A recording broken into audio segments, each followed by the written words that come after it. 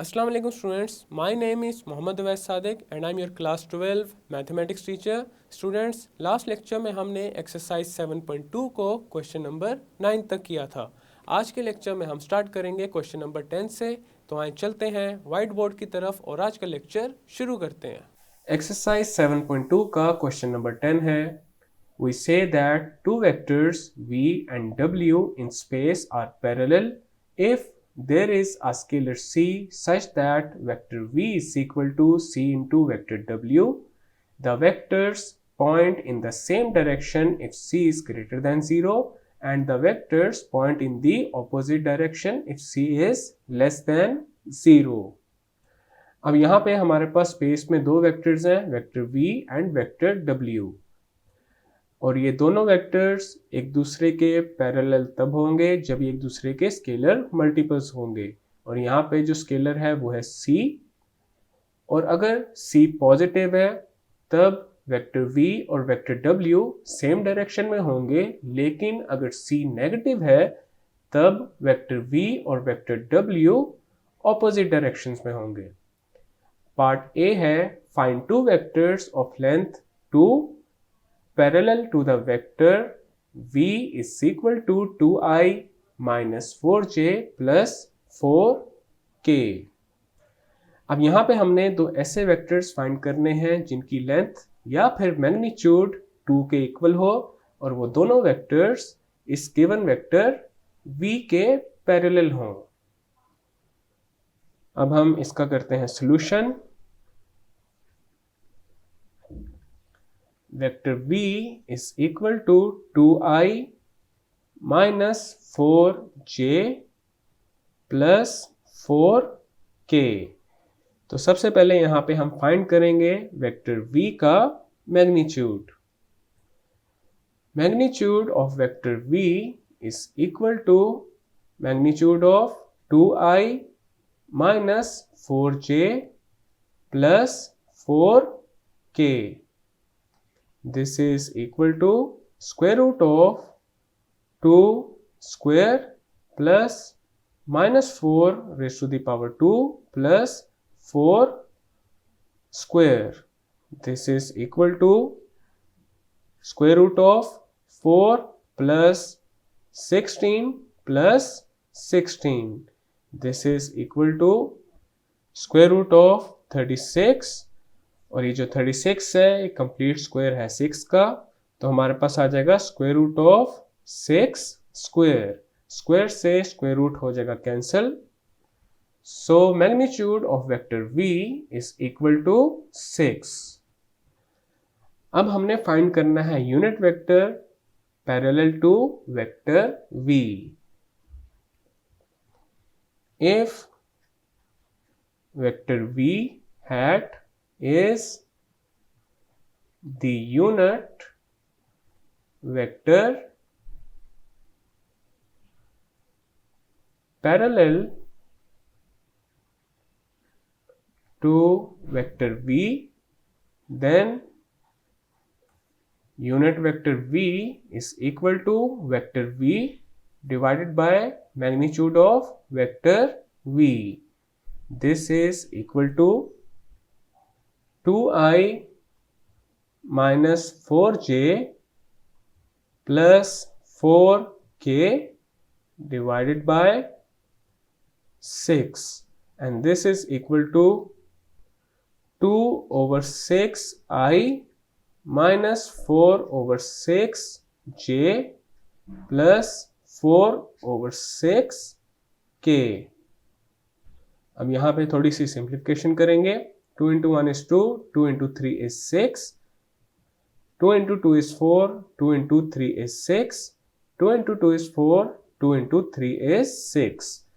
So unit vector v is equal to 1 over 3i minus 2 over 3j plus 2 over 3k. अब हमने दो ऐसे vectors find करने हैं जिनकी लेंथ या फिर मैग्नीट्यूड 2 के इक्वल हो और वो दोनों वेक्टर्स वेक्टर v के पैरेलल हों. अब हम जानते हैं जो यूनिट वेक्टर होता है उसका मैग्नीट्यूड हमेशा 1 के इक्वल होता है। अब अगर हम यूनिट वेक्टर v को अगर 2 से मल्टीप्लाई करें और उस वेक्टर का अगर मैग्नीट्यूड फाइंड किया जाए तो हमारे पास वो आ जाएगा 2 के equal, because magnitude of unit vector v would be equal to 1। इसी तरह जो दूसरा वेक्टर होगा जिसकी लेंथ 2 के इक्वल होगी वो होगा -2 into unit vector v। The two vectors of length 2 and parallel to vector v are 2 into unit vector v and -2 into unit vector v।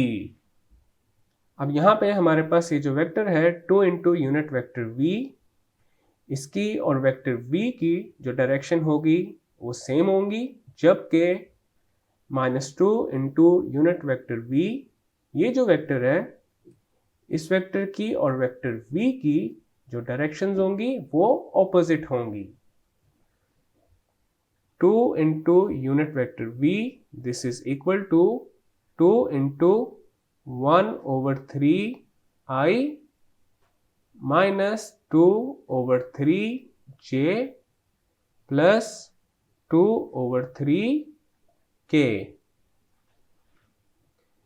and this is equal to 2/3 I minus 4/3 j plus 4/3 k।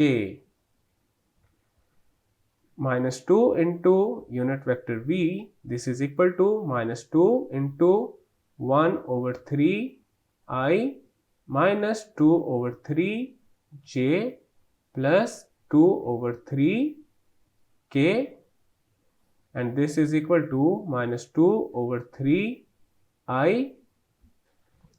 plus 4/3 j minus 4/3 k। अब यहाँ पे अगर हम इन दोनों vectors का magnitude find करें तो वो हमारे पास 2 के ही इक्वल आएगा।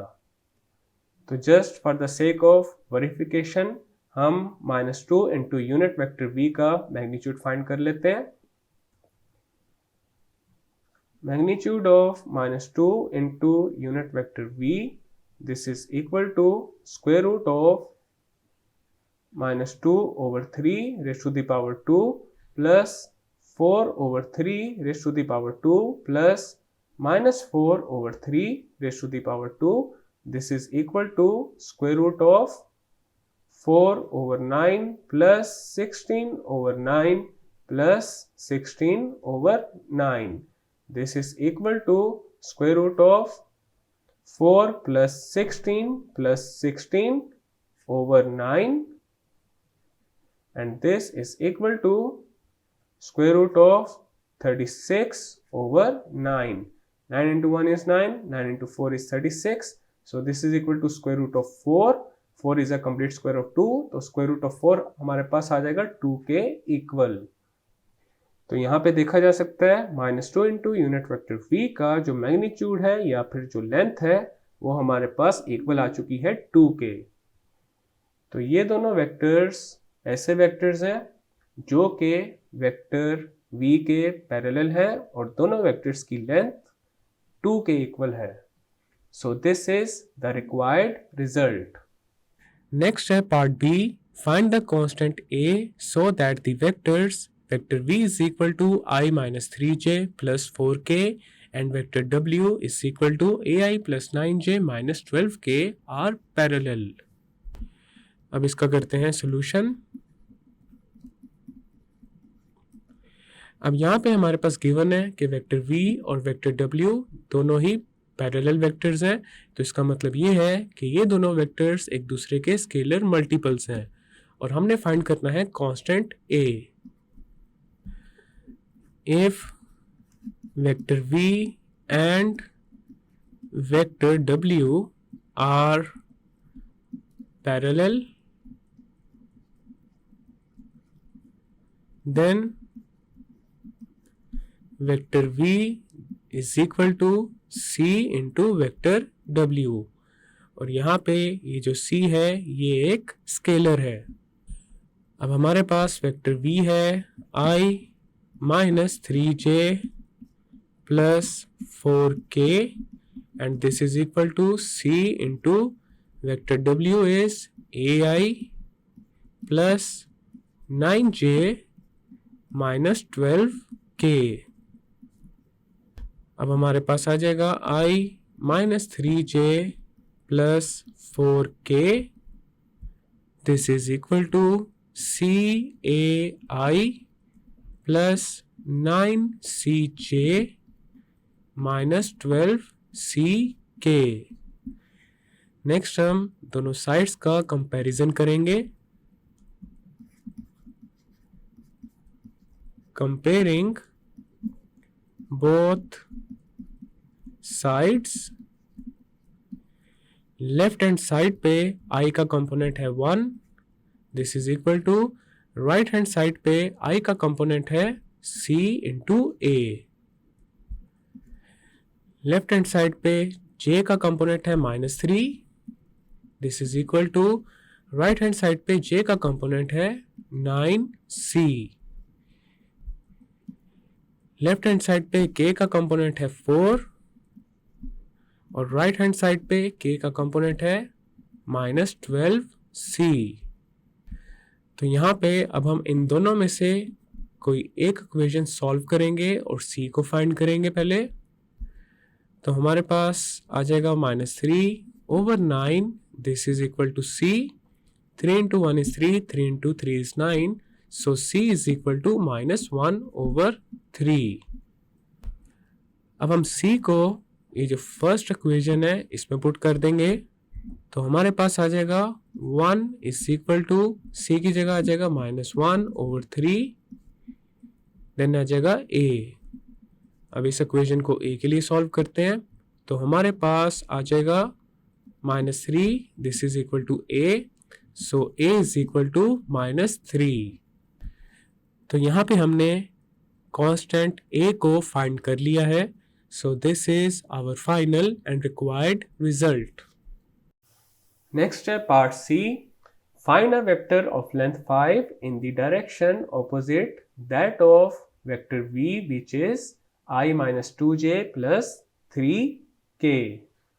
अब इसका करते हैं solution. वेक्टर v है I minus 2j plus 3k। तो हमारे पास वेक्टर v का मैग्नीट्यूड आ जाएगा magnitude of I minus 2j plus 3k, this is equal to square root of 1 square plus -2 raised to the power 2 plus 3 square, this is equal to square root of 1 plus 4 plus 9, and this is equal to square root of 14. So magnitude of vector v is square root of 14.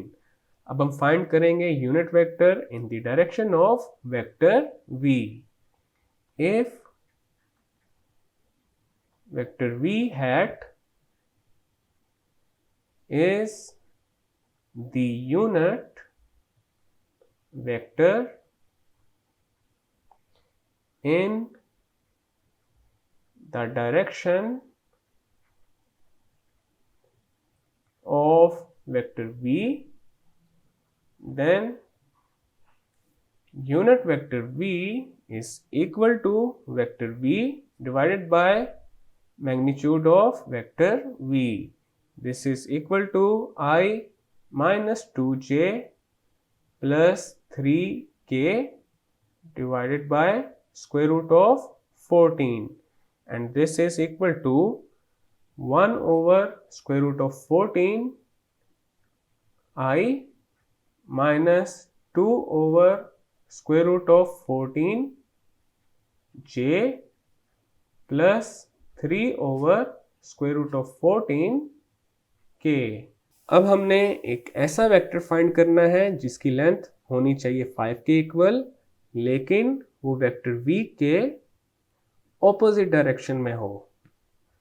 तो उस required vector को हम name देंगे vector w का, and this would be equal to -5 into unit vector v। अब यहाँ पे अगर इस माइनस को हम ना लगाएं तो हमारे पास वो वेक्टर आएगा जो कि वेक्टर v की डायरेक्शन में होगा, लेकिन इस माइनस साइन को लगाने के बाद ऐसा वेक्टर आएगा जो कि वेक्टर v की ऑपोजिट डायरेक्शन में होगा। So vector w is equal to -5 into 1 over square root of 14 i minus 2 over square root of 14 j plus 3 over square root of 14 k। Then हमारे पास आ जाएगा vector w is equal to -5 over square root of 14 i plus 10 over square root of 14 j minus 15 over square root of 14 k. So vector w is a vector of length 5 in the direction opposite that of vector b. So this is our required result. Next है हमारे पास part D. Find a and b so that the vectors 3i minus j plus 4k and ai plus bj minus 2k are parallel. अब इसका करते हैं solution. Let vector v, this is equal to 3i minus j plus 4k, and vector w is equal to ai plus bj minus 2k। अब अगर vector v और vector w parallel हैं तो ये एक दूसरे के स्केलर मल्टीपल्स होंगे। If vector v and vector w are parallel, then vector w is equal to c into vector v। अब यहाँ पे ये जो c है ये एक स्केलर है। वेक्टर w है ai plus bj minus 2k, and this is equal to c into vector v है 3i minus j plus 4k। Then हमारे पास आ जाएगा ai plus bj minus 2k, this is equal to 3ci minus cj plus 4ck। अब यहाँ पे हम दोनों साइड्स को कंपेयर करेंगे। Comparing both sides, left side पे i का कोफिशिएंट है a और राइट साइड पे i का कोफिशिएंट है 3c, तो हमारे पास आ जाएगा a is equal to 3c। This is equation 1। Left side पे j का कोफिशिएंट है b और राइट साइड पे j का कोफिशिएंट है -c। This is equation 2। Left side पे k का कोफिशिएंट है -2 और राइट साइड पे k का कोफिशिएंट है 4c, so this is equation 3। तो यहाँ पे सबसे पहले हम इक्वेशन 3 को यूज करेंगे और वहां से c की वैल्यू को फाइंड करेंगे यूजिंग 3। तो हमारे पास आ जाएगा -2/4, this is equal to c। 2 into 1 is 2, 2 into 2 is 4, तो c आ जाएगा -1/2 के इक्वल। अब हम c की इस वैल्यू को इक्वेशन 1 और इक्वेशन 2 में पुट कर देंगे। Putting value of c in 1 and 2, तो हमारे पास इक्वेशन 1 बन जाएगी a is equal to 3 into -1/2 which is equal to -3/2, और जो दूसरी इक्वेशन है वो बन जाएगी b is equal to minus into -1/2 and this is equal to 1/2। तो हमारे पास a आ रहा है -3/2 and b is equal to 1/2. So this is our final and required result, और यहाँ पे क्वेश्चन नंबर 10 कंप्लीट हो चुका है। नेक्स्ट है हमारे पास question number 11, find the direction cosines for the given vector. Part 1 है vector v is equal to 3i minus j plus 2k। अब इसका करते हैं solution. Vector v is equal to 3i minus j plus 2k। तो सबसे पहले हम find करेंगे वेक्टर v का magnitude. This is equal to magnitude of 3i minus j plus 2k। This is equal to square root of 3 square plus -1 raised to the power 2 plus 2 square. This is equal to square root of 9 plus 1 plus 4 and this is equal to square root of 14. अब हमने vector v के direction cosines को find करना है। तो पहले यहाँ पे देख लेते हैं एक दफ़ा डायरेक्शन कोसाइंस एक वेक्टर के क्या होते हैं। अब अगर r हमारे पास एक वेक्टर है xi plus yj plus zk, और alpha beta and gamma are the angles formed between vector r, are the angles formed between vector r। Then हमारे पास डायरेक्शन कोसाइंस होंगे cos alpha which is equal to x/r, cos beta which is equal to y/r and cos gamma which is equal to z/r। और यहाँ पे ये जो r है ये मैग्नीट्यूड है वेक्टर r का। Magnitude of vector r is equal to x square plus y square plus z square and this is equal to r। और उसके अलावा अगर हम वेक्टर r का यूनिट वेक्टर फाइंड करें तो हमारे पास आ जाएगा vector r divided by its magnitude and this is equal to xi plus yj plus zk over r and this is equal to x/ri plus y/r j plus z/r k।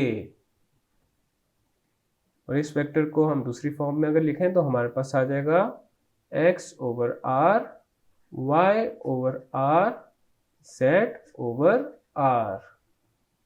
तो यहाँ पे देखा जा सकता है ये जो x/r है ये cos अल्फा के इक्वल है, y/r is equal to cos beta and z/r is equal to cos gamma।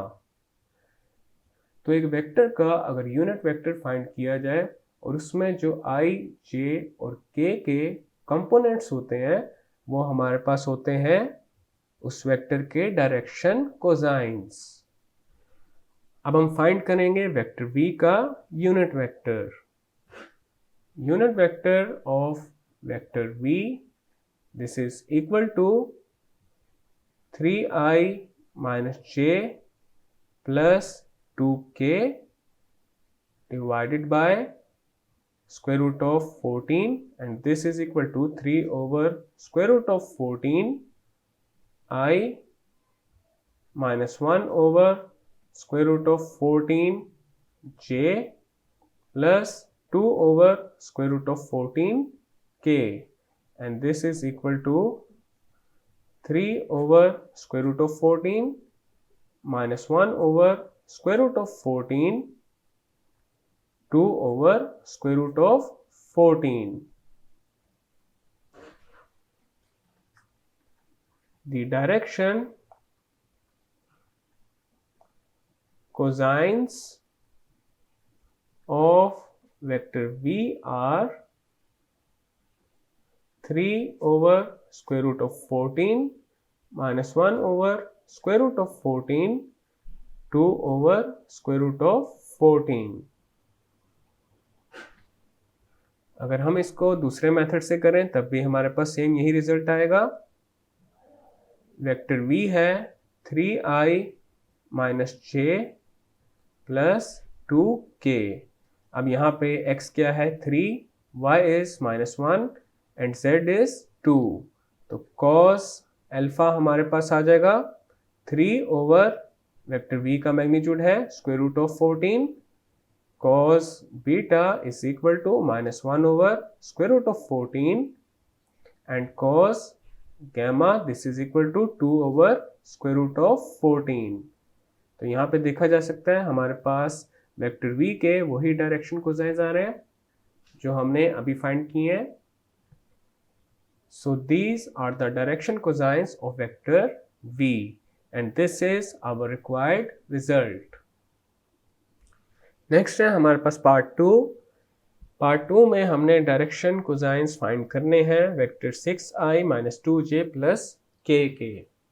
तो इसका आप करते हैं solution.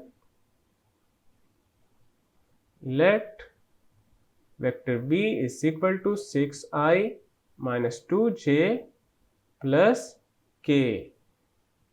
So magnitude of vector v, this is equal to 6 square plus minus 2 raised to the power 2 plus 1 square, and this is equal to square root of 36 plus 4 plus 1, and this is equal to square root of 41. अब हम find करेंगे unit vector v, and this is equal to vector v divided by magnitude of vector v, and this is equal to 6i minus 2j plus k divided by square root of 41, and this is equal to 6 over square root of 41 I minus 2 over square root of 41 j plus 1 over square root of 41 k. Thus, direction cosines of vector v are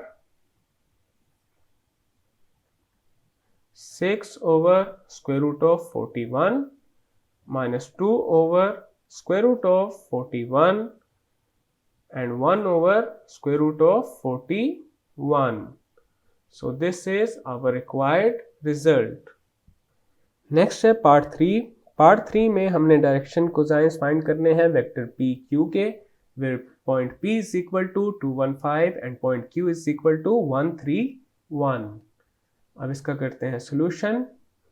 अब यहाँ पे सबसे पहले हम लिखेंगे position vector of point p और उसको हम रिप्रेजेंट करेंगे वेक्टर OP के साथ, और यहाँ पे ये जो O है ये रिप्रेजेंट कर रहा है ओरिजिन को। This is equal to 2i plus j plus 5k। इसी तरह पोजीशन वेक्टर ऑफ Q हमारे पास होगा vector OQ and this is equal to 1i plus 3j plus 1k। अब हम फाइंड करेंगे vector PQ। This is equal to vector OQ minus vector OP। This is equal to I plus 3j plus k minus into 2i plus j plus 5k। This is equal to I plus 3j plus k minus 2i minus j minus 5k। This is equal to minus I plus 2j minus 4k। तो यह आ चुका है हमारे पास vector PQ। अब हम find करेंगे magnitude of vector PQ। This is equal to square root of minus 1 raise to the power 2 plus 2 raise to the power 2 plus minus 4 raise to the power 2। This is equal to square root of 1 plus 4 plus 16 and this is equal to square root of 21। अब हम vector PQ का unit vector find करेंगे। Unit vector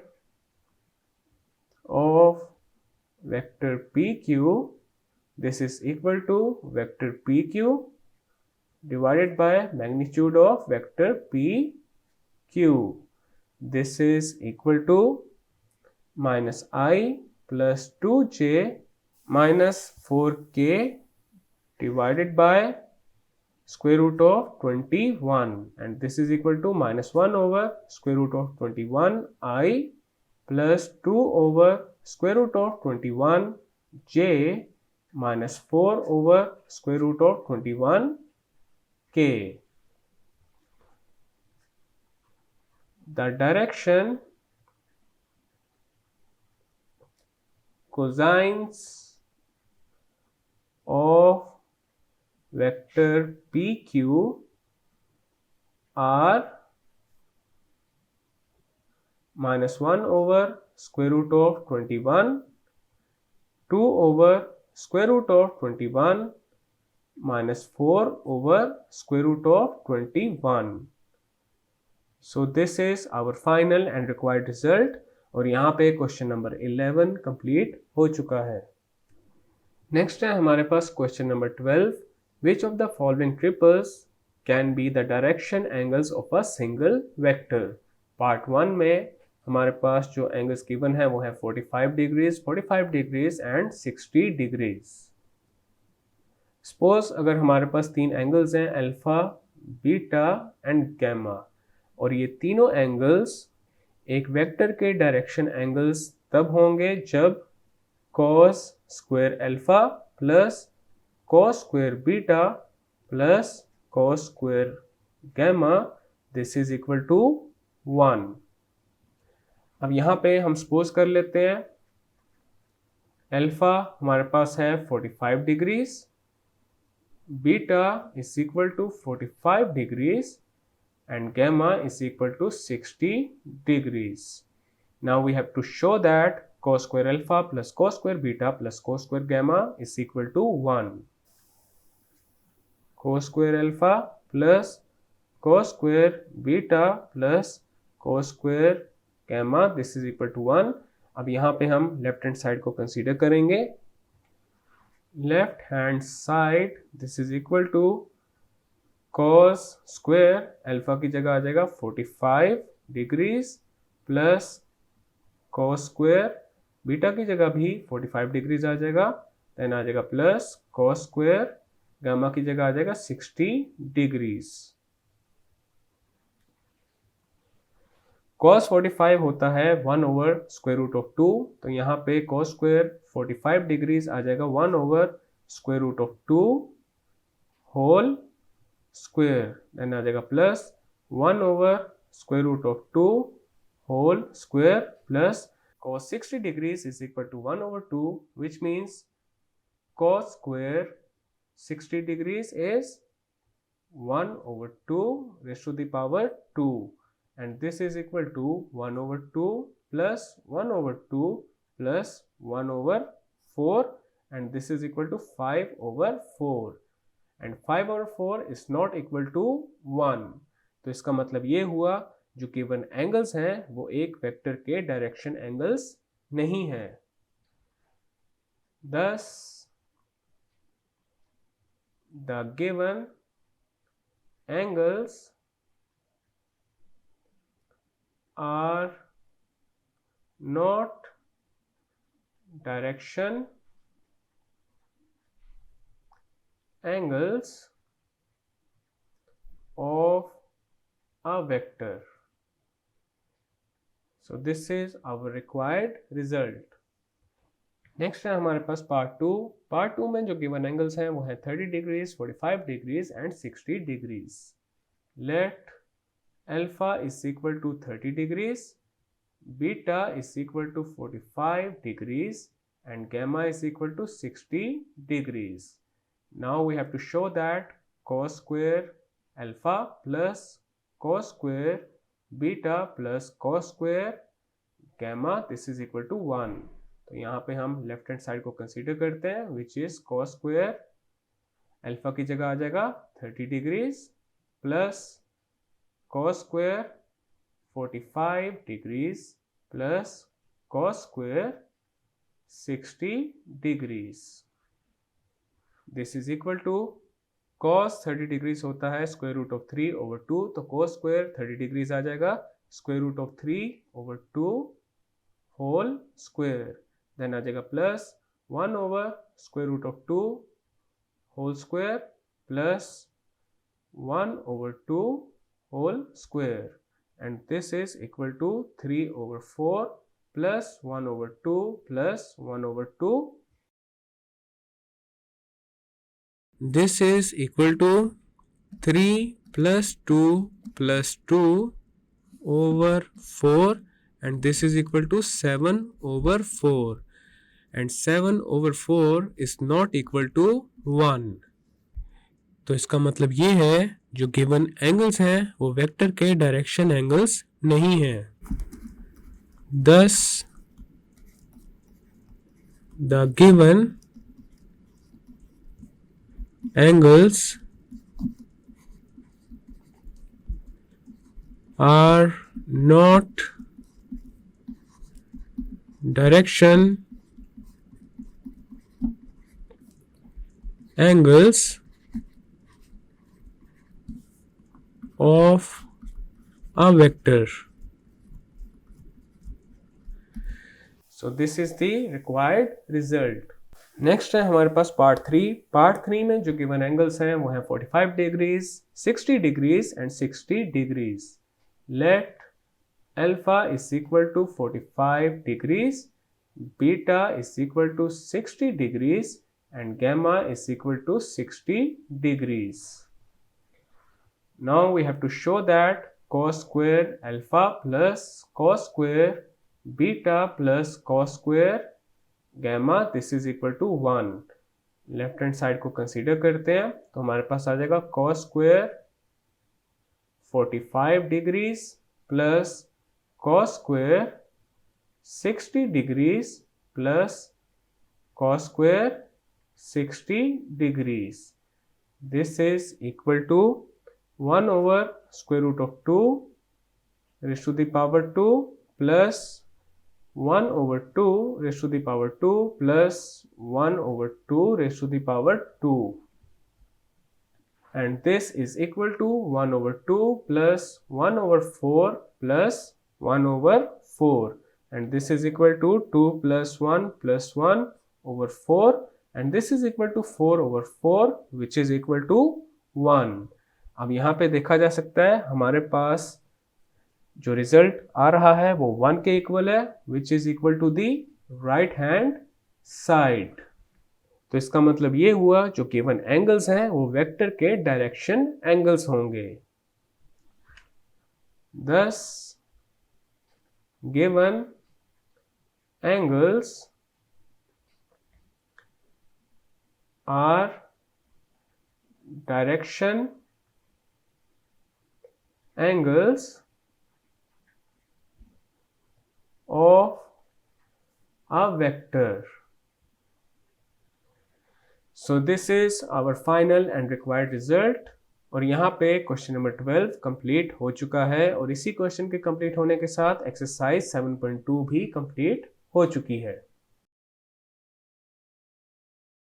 students, आज के lecture में हमने exercise 7.2 का question number 10, 11 and 12 complete कर लिया है और इसी के साथ एक्सरसाइज 7.2 भी कंप्लीट हो चुकी है। मैं उम्मीद करता हूँ आपको आज का लेक्चर समझ आ चुका होगा। हम मिलेंगे अब नेक्स्ट लेक्चर में।